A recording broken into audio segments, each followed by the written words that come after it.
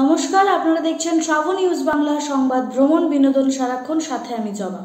হংকংয়ে বহুতলে দাপট আগুন, মৃত্যু 44-এ পৌঁছল, নিখোঁজ শতাধিক, গ্রেফতার 3। হংকংয়ের একাধিক উচ্চ ভবনে ছড়িয়ে পড়া ভয়াবহ অগ্নিকাণ্ডে মৃত্যু বেড়ে দাঁড়িয়েছে 44-এ। গুরুতর আহত অন্তত 45 জনকে বিভিন্ন হাসপাতালে চিকিৎসা চলছে।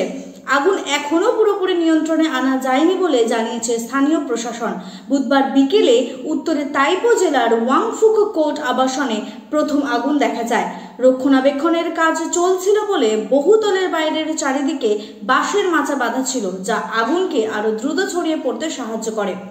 মাত্র 45 মিনিটের মধ্যে আগুন ছড়িয়ে যায় আশেপাশের বেশ কয়েকটি বহুতলে। এখনো পর্যন্ত 279 জনকে খুঁজে পাওয়া যায়নি, ফলে মৃতের সংখ্যা আরও বাড়তে পারে বলে আশঙ্কা দমকলের।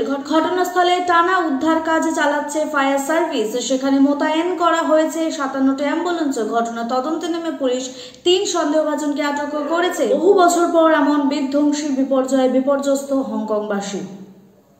এখনের জন্য এই পর্যন্ত। বিস্তারিত খবর জানতে চোখ রাখুন ট্রাভেল নিউজ বাংলার পর্দায়। ট্রাভেল নিউজ সংবাদ ভ্রমণ বিনোদন সারাক্ষণ।